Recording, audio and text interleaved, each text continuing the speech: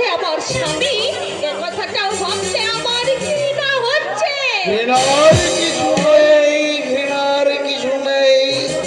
আমি তোমার স্বামীর ভূমিকায় অভিনয় করছি মাত্র। তোমার আসল স্বামী ওই কৌশিক সেন তোমার হৃদয় ধরে আজ কৌশিকের ছবি বিরাজ করছে। অন্তরকে জিজ্ঞাসা করে দেখো, তুমি ঘাবড়াবার কিছু নেই। আমি তোমার কাছে পতিত্বের দাবি কোনোদিনই করিনি, আর ভবিষ্যতে করবো না। আমি যেমন একাধিক পত্নী আর মদে নিতে আছি, তুমিও ঠিক ইচ্ছা করলে একাধিক পতি বেছে নিতে পারো, আমি বাধা দেব না। তোমার অনেক ঔদ্ধত্য, অনেক অত্যাচার আমি নীরবে সহ্য করেছি। আমার অদৃষ্ট ভেবে আমি মেনেও নিয়েছি, কিন্তু আজ আমি ধৈর্যের শেষ প্রান্তে এসে দাঁড়িয়েছি। ঠিক আমিও তাই। এরপরে আমি তোমাকে আপন করে কাছে ফেলতে চেয়েছি, কিন্তু তুমি আমাকে অনাদরে দূরে সরে রেখেছ। দোষ চাপিয়ে নিজে সাধু সাজবার চেষ্টা করো। বিয়ের পর থেকে একটি রাত তুমি সজ্ঞানে বাড়ি ফেরোনি। বন্ধাবস্থায় আমায় কত কটু কথা বলেছ, কত প্রহার করেছ। আমি অজ্ঞানে সবকিছু সহ্য করেছি। গুণবতী প্রিয়তমা, তোমার কথা কি শেষ হলো? এখন তুমি আসতে পারো। নারীর প্রাণী শুনে শোনায় কণ্ঠ আমার পৌঁছে গেছে।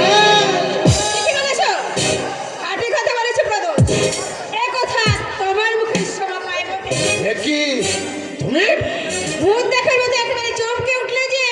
চম্পাকে কি তুমি আছো নতুন দেখছো?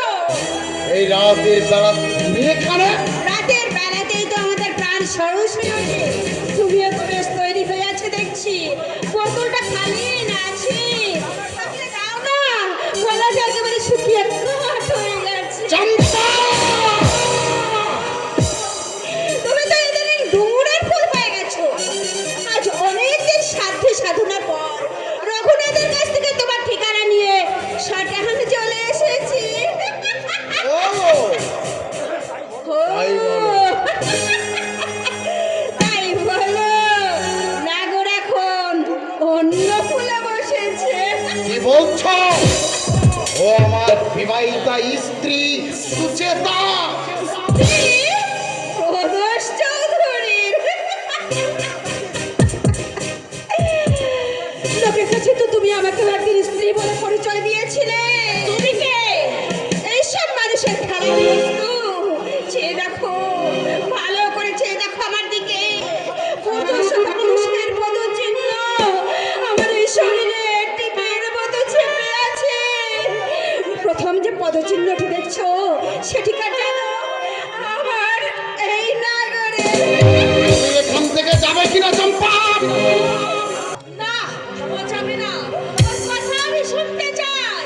প্রদোষ চৌধুরী যখন তোমাকেও একবার স্ত্রী বলে পরিচয় দিয়েছে, তখন সেদিনের আর বেশি দেরি নেই।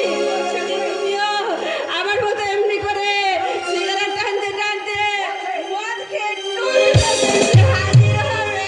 চম্পা, আমি নাগরে এ বিষয়ে খুব হাত যাচ্ছে। কেন এসেছো এখানে? আমার বেশিকের মতো কথা বলছো কেন বন্ধু? আমার কথার উত্তর দাও। বলো, কেন এসেছো এখানে? জানো তো আমরা মধুমক্ষিকা। মধু যেখানে আমরাও সেখানে। আজ তুমি কত বড় সাহিত্যিক, সারা দেশ জুড়ে তোমার নাম। তোমার লেখা নিয়ে সিনেমা হচ্ছে। চম্পা, দাও না, সিনেমার নাম আমার কাছে করে দাও না। তোমার মনে আছে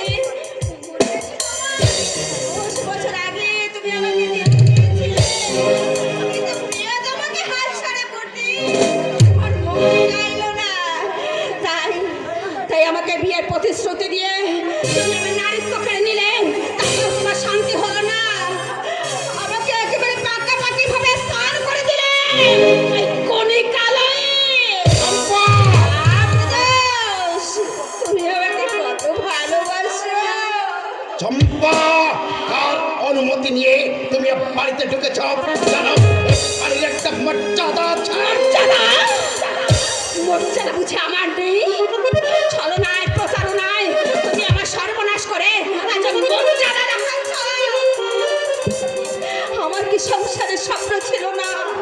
স্বামী পুত্রের প্রেম ভালোবাসা পেতে আমার এই নারী মনে বুঝে উন্মুখ হয়েছিল না?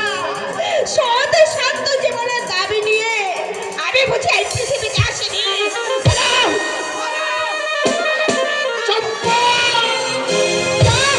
পুরুষ চমৎকার, অন্যায় করবে আবার চোখও রাগাবে।